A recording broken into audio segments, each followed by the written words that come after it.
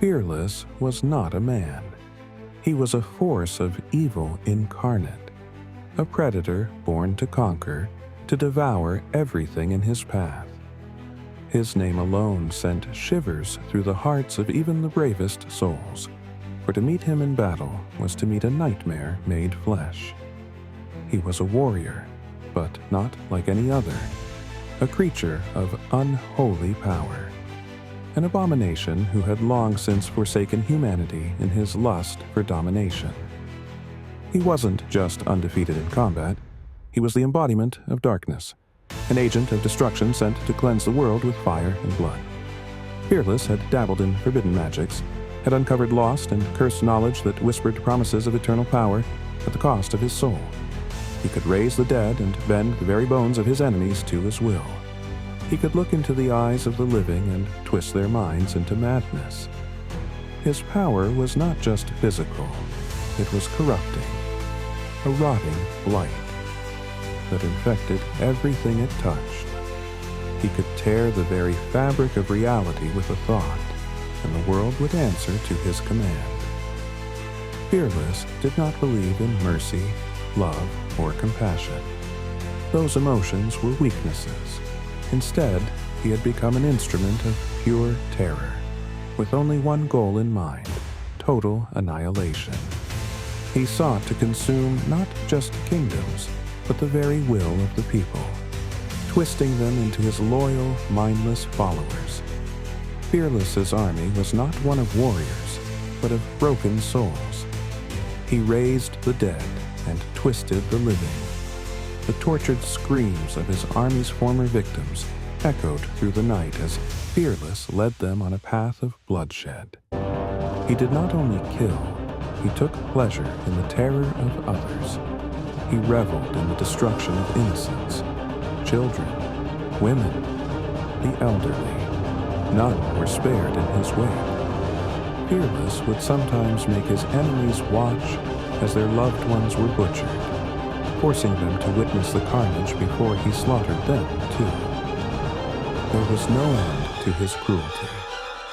The supreme court of King Sumba, however, was not a mere man. He was the true emperor, a being whose power transcended all earthly forces. He was a king forged not just from blood and battle, but from the very fabric of reality itself. His power wasn't wielded through violence alone, but through the mastery of something far older and far darker: the power of Thung. Sumba had no need for armies or spells to defeat his enemies. His words were a law of nature. He could speak a command, and the universe itself would obey. His will was absolute, and it was unyielding. It was said that the sky would tear itself asunder, the earth would quake beneath him, and the oceans would recede when Sumba spoke. His voice was the voice of the cosmos, its laws, its very existence. It was for this reason that Fearless knew the day would come when he would challenge Sumba.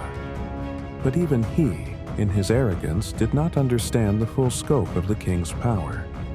He thought he could conquer fate itself. But Sumba's power was not something that could be fought. It was not something that could be resisted. Sumba had seen the darkness in Fearless and had offered him mercy once. He had tried to warn him, tried to reason with him, but Fearless only laughed, his blackened heart already set on his own destruction. He had become the monster he thought he could control. The final confrontation. When Fearless finally made his move, the Kingdom of Freedom was plunged into a nightmarish chaos. He attacked without warning, not under the cover of a siege, but by unleashing an unspeakable terror. In the dead of night, while the kingdom slept, Fearless and his army descended upon it like a plague of locusts. But it was not just war that he waged, it was a reign of terror. The soldiers of the kingdom were butchered, and the innocent were left to rot.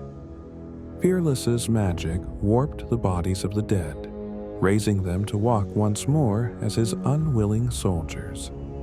The very ground itself bled under his power, and the once thriving kingdom fell into a pit of madness. When Sumba received the news, he felt no fear.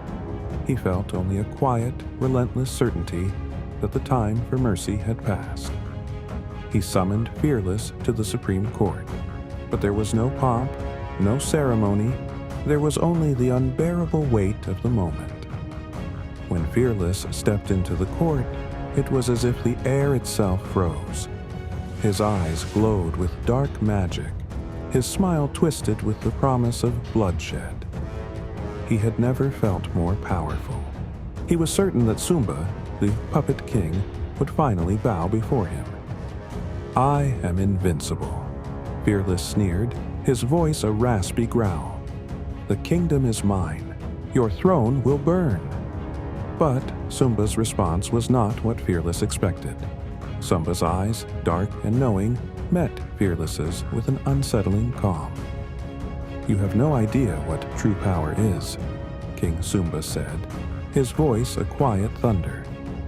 "Your magic is a fleeting shadow, nothing more than a reflection of your fear. You are nothing." Fearless roared in defiance.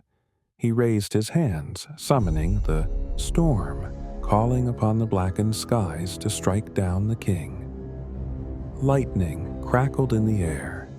Thunder shook the walls, and a darkness deeper than any night flooded the room.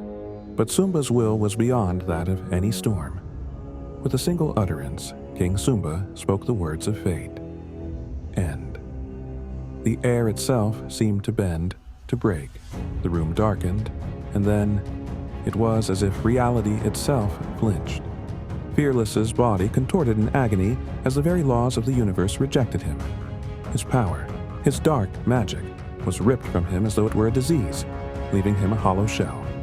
His strength drained, and the very air crushed him, squeezing the breath from his lungs. He tried to scream, but the words were not his own. They were the sounds of his torment, his soul unraveling. His very existence was being erased. Sumba's gaze locked onto him, and in that moment, Fearless realized the truth. He had never been in control. He had never been the master. Sumba's words were more than commands. They were the very essence of power itself. Fearless was not just defeated, he was unmade, his very soul extinguished. The last thing Fearless saw was not the king's face, but the light of his own obliteration. When Fearless fell, there was no triumph. There was only the quiet, unbroken presence of Sumba, standing alone in the court. His power was a crushing weight, a god's will manifest, and it was a terrifying thing to behold. It was not a power that struck fear, it erased it. Fearless's army, the twisted remnants of his followers, fell in line behind Sumba's unspoken command.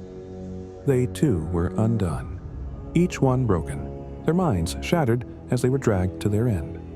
No one could escape Sumba's will. No one could defy it. And so, the kingdom of freedom was restored. But the darkness that had lingered, the horror of what had been done, would never leave. Fearless's name was spoken only in hushed whispers, a reminder that no matter how powerful one might become, there is always a greater force waiting to crush them.